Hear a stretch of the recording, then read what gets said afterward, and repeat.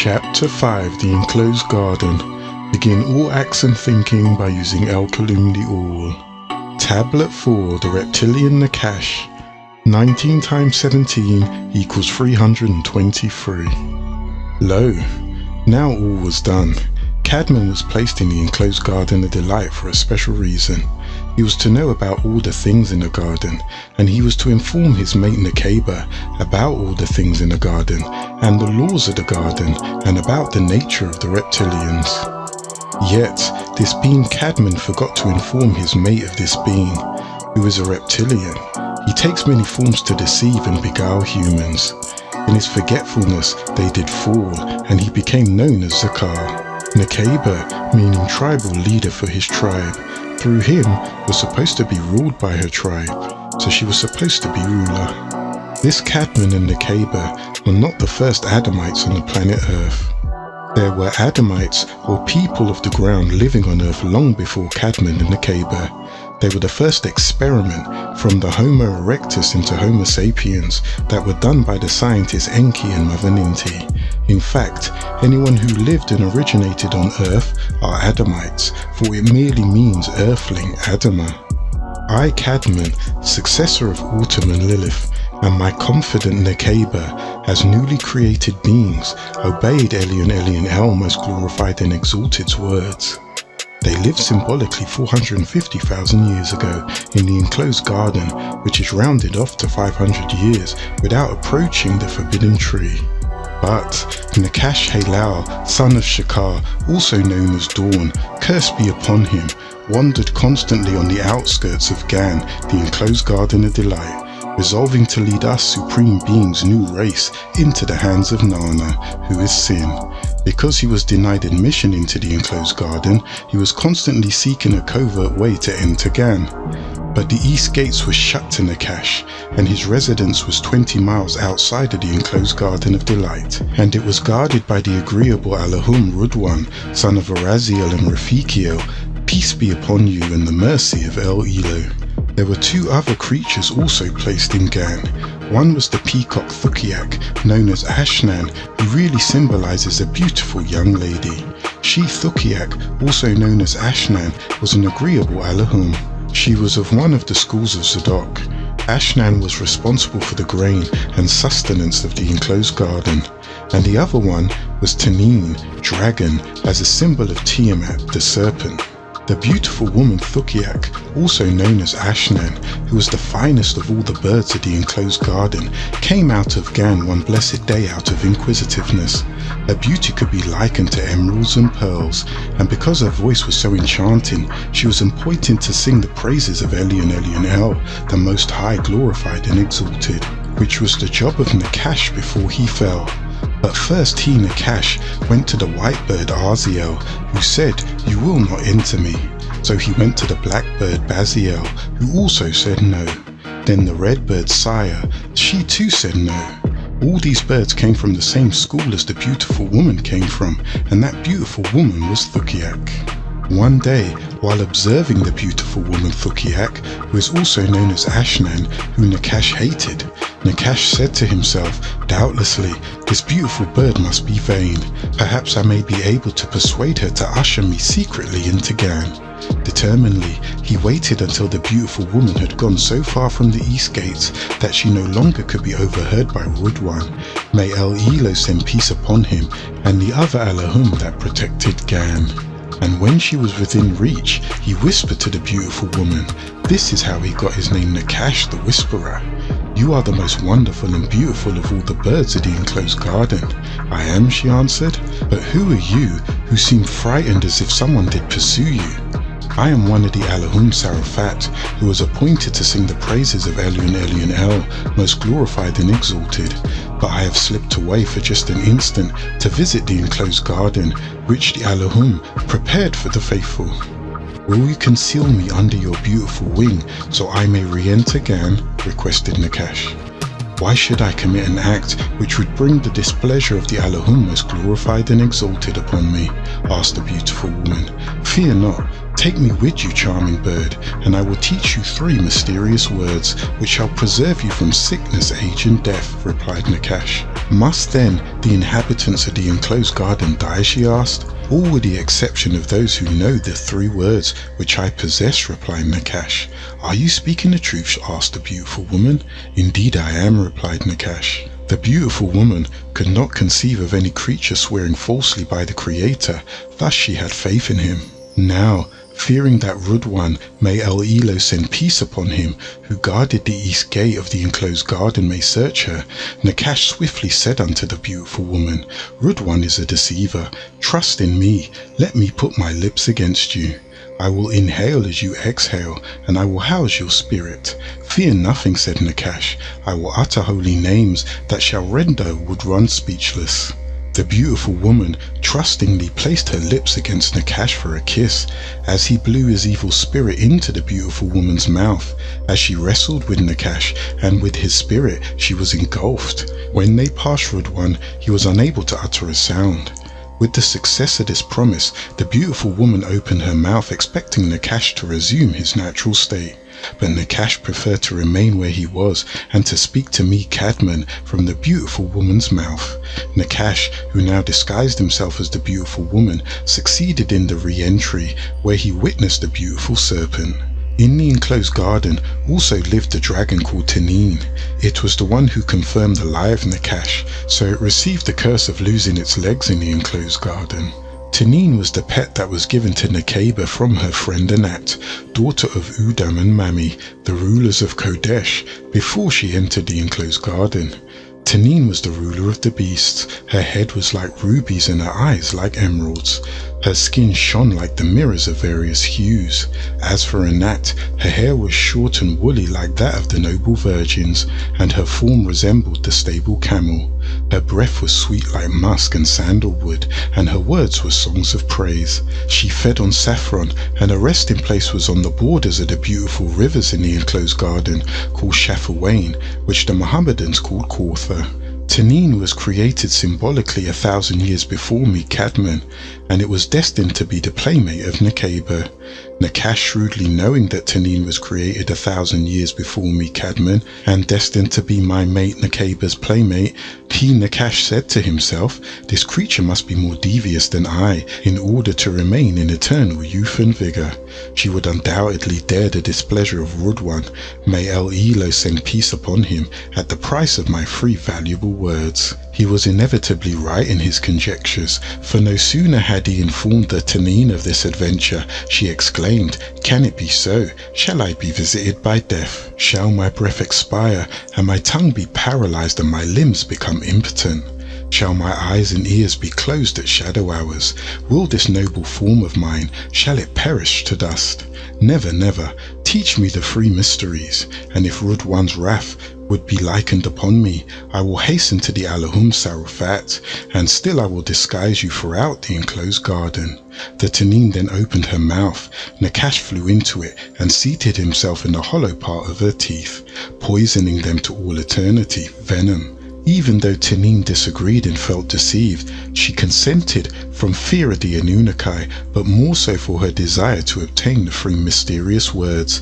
In Gan, Nakhash disguised as Taneen had succeeded in accomplishing another disagreeable act. Lurking in Gan for the opportune moment, he seduced my mate Nakaba. Appearing to Nakaba as her playmate, Nakhash began to sigh. Why are you so downcast? Why has your countenance dropped so low? Asked Nakaba, who thought this to be her playmate. The voice of Taneen, with Nakhash in her chest, sighed again. I am exhausted for the destiny of you and your mate. Why? Do we not possess in Gan all that we desire? Exclaimed Nakaba. True, said Nakhash. His voice dropped to a whisper. Yet the best of fruits from Gan, and the only one which can portray you perfect in wisdom in life and death, is denied to you. All the rest of them would afford you no pleasure. Do you know the reason why this fruit has been denied us? Asked Nakaba. I do, answered Nakhash, and it is precisely this knowledge which fills my heart with care. All the fruits which are given to you are endowed with calamities of weakness, disease, old age, and death. This is the cessation of life. The forbidden fruit alone bestows eternal youth and vigor. You have never spoken of these things until now, beloved Tanine. Where have you derived this knowledge? Asked Nakaba. An Anunnaki of green light, who I met under the forbidden tree, informed me of it, said Nakhash. I too want this knowledge. I will speak with this Anunnaki. On that instant, Nakaba left her tent and hurried towards the forbidden tree, called Kazan, Sizan, or Shazai, to be splintered. Each fruit cluster contained 15,000 grains. Nakhash, who knew of Nakaba's curiosity, sprang out of Tanine's mouth and stood under the tree, in the shape of an Anunnaki, Shamuel by name, with a human face. Who are you, singular being, whose likes I have never seen? Nakaba inquired. I was a man, but now have become an Anunnaki, Elohim of light. Father of the illuminated ones, he replied. By what means? She asked. Profoundly, he began to speak in a whisper. By eating of this blessed fruit of which I am envious, the Anunnaki, most glorified and exalted, had forbidden me to taste. And for 6,000 years I submitted to his command until I felt the pain of death. He then transformed himself into an old wrinkled and frailed man. My eyes lost their luster and grew dim. My ears could no longer hear the sounds of nature.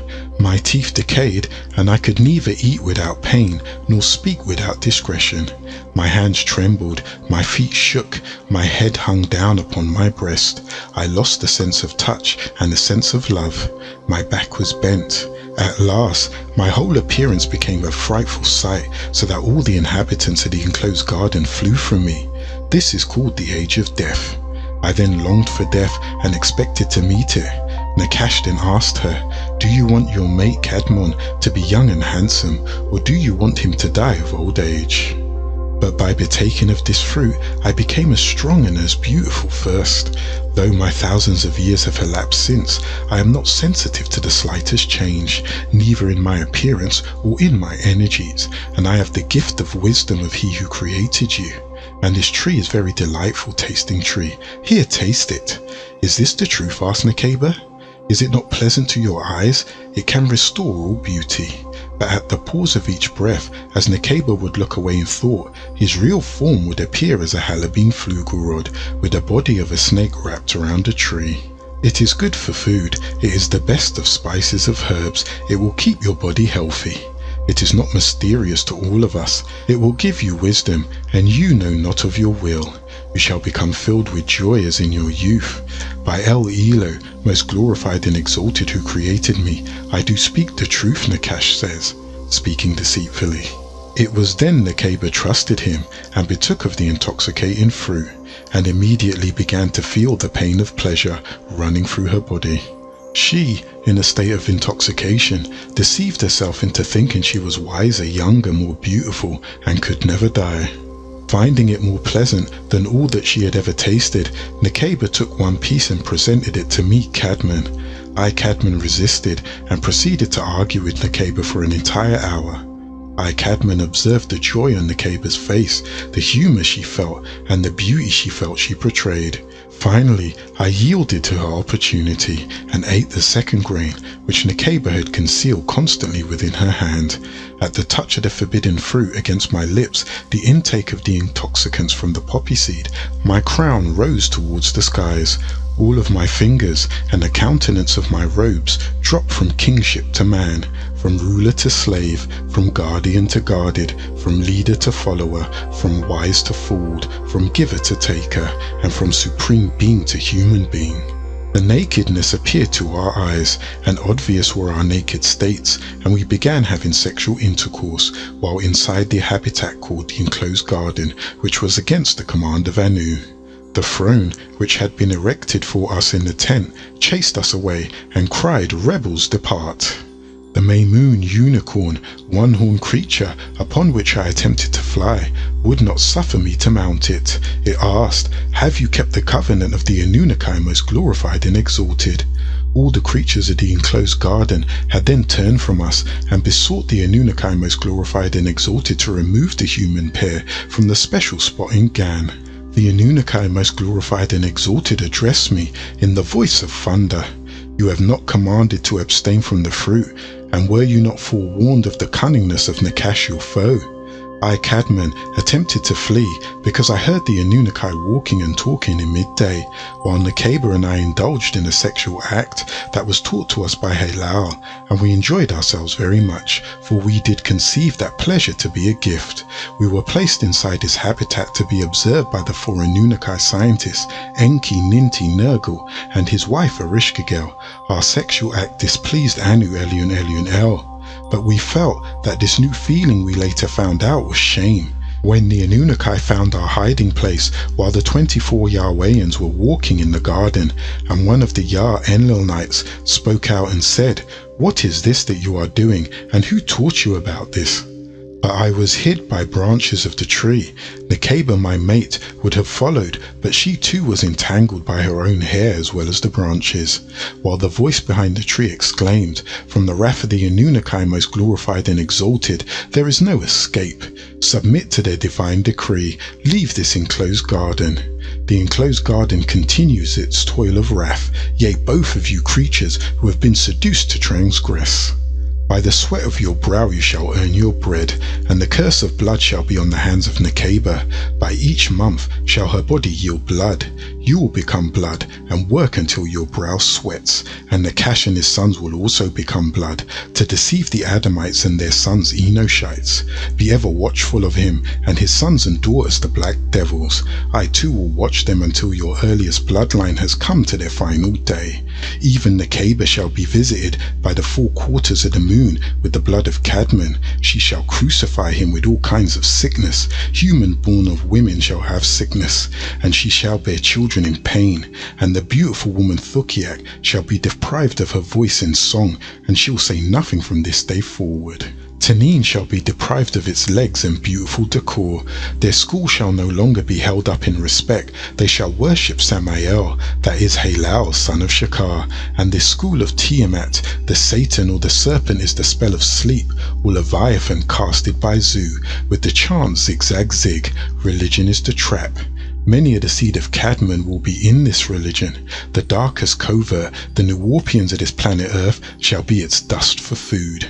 And Tanin thus shall eat Cadman's dust for food, all his seed, Adamites and Enoshites. To kill a Tanin brings 7-fold a reward, but Nakhash shall depart in eternal pain and hell. He will fail in this undertaking. Cadman and Nakaba were hurled out of the enclosed garden. Cadman and Nakaba consequently snatched a leaf from one of the trees wherein to cover themselves. Cadman was cast out of the east gate of repentance, in which this taught him that he might return through that same way. Then he ran and hid in a cave. Nakaba was cast out through the west gate of wrath, but Nakhash was cast out through the north gate of the cursed. Destined was he. And the gate was shut, and the Garabut stood by it, bearing a 2-edged sword, which is a sharp tongue. He who would ask you questions that you must be able to answer to re-enter the gate. Its form was horrible, that of a Halabine Flugelrod, for he had pale blue eyes and yellow hair like string. His skin was without colour, and he had faces turning every way. He was of the lesser beings, the defected breed, bred to rule the earth for 8,400 years Earth time, grafted from the demonic Hindus before the birth of Cadman. Gan was cast asunder by the anger of the Anunnaki most glorified and exalted, and he became barren, a desert. One day, to yield the rich soil that would give back to Cadman and his descendants its throne and glory, the desert soil will yield the rich black oil, which will make its land the most sought after and respected. Cadman and Nakaba reunited after 100 years of the old time, and they both cried until they met in the same place that they had did that shameful act, and it became known as Arafat, which is today located in Saudi Arabia, for they knew each other there sexually before the appointed time. From there they went to Becca at the gate, and they tried to grab hold of a leaf from Gan. Once the Anunnaki most glorified and exalted spoke in thunder, each period of your year, the half of the Sha'ab or Shaban, shall your descendants' names be written on a leaf, and on that same tree, which is the tree of life which you reach for, shall be shaken, and those leaves fall, be they prepared or unprepared. This tree is symbolic of all that lived each year, a record of who will die. So be prepared with 100 prostrations in Tawful and much remembrance, meditation, reciting and reading for that full shadow hour. Do not let sleep take over you, or you shall return to us for judgment. Stay awake through the night. Those that don't without good reason, as in health, shall be judged as uncaring. Because of this act, which you have committed with distress and pain, each human will begin to wrinkle, which will be a sign of your regret. When Cadman and Nakaba were put out of the enclosed garden, Cadman and Nakaba began growing away from each other out of anger, one accusing the other for their wrong. They went in different directions and didn't communicate symbolically for 1,000 years, what seems to them the Anunnaki a lifetime, 1,000 years which is 1 day of Earth time. The 100 years of separation seemed like 1,000 years to them, as in 1 day is equal to 1,000 years to the Yahwehians.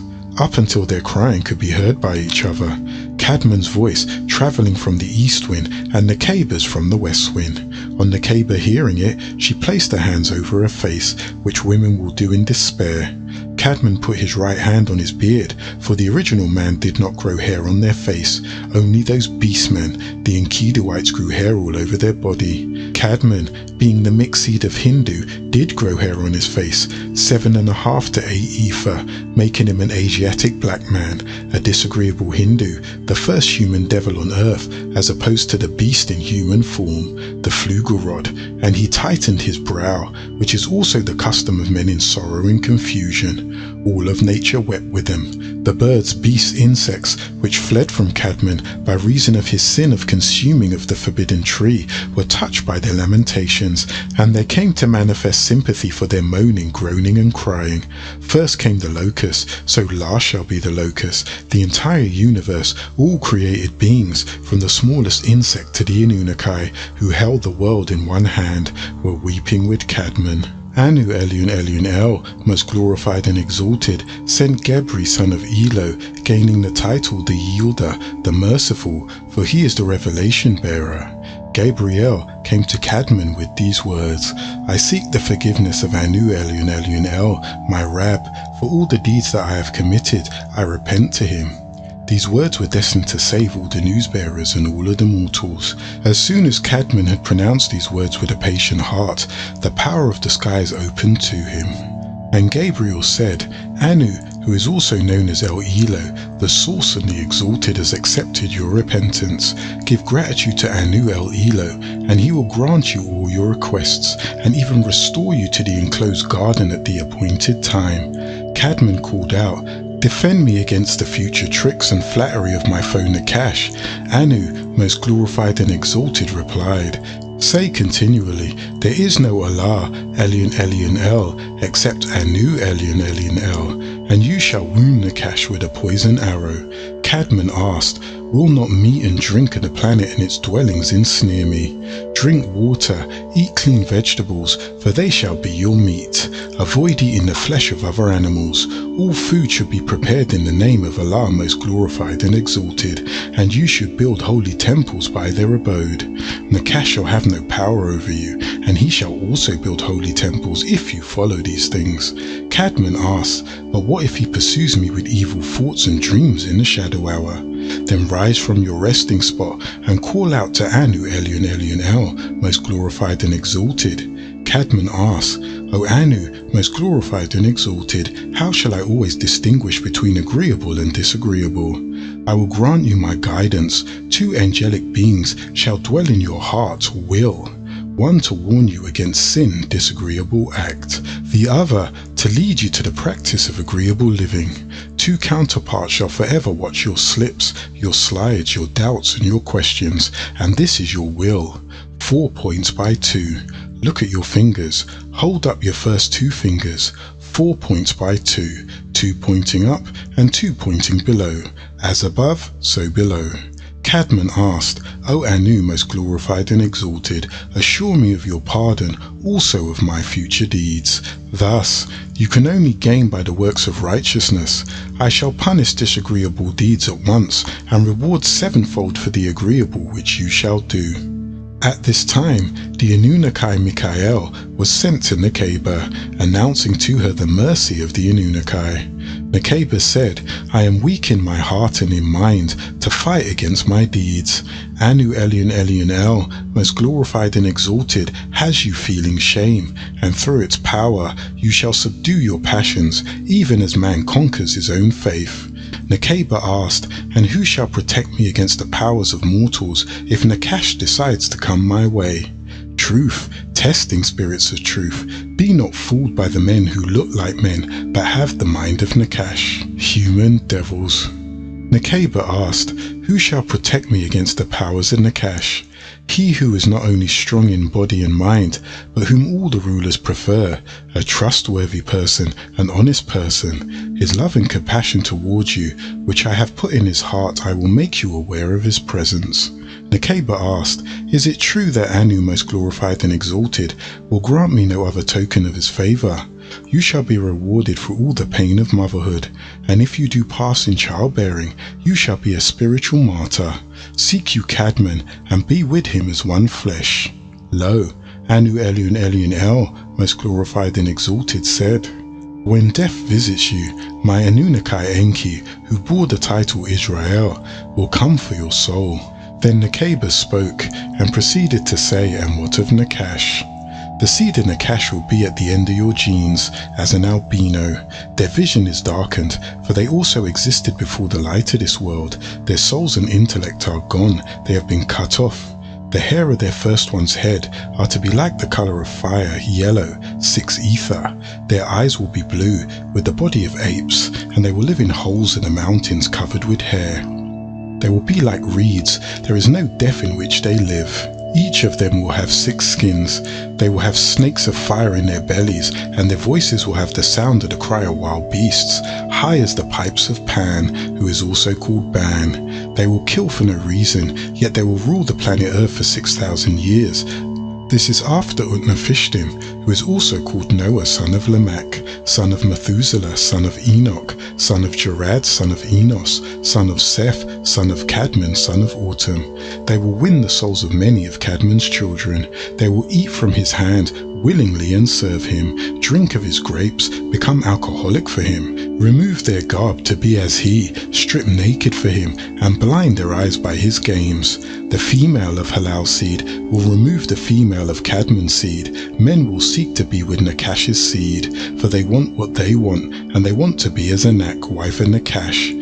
But in one day will light and the fire come, and the light for those who are stern against Anak, wife of Nakhash, fire for those who worship her, Anak, wife of Nakhash.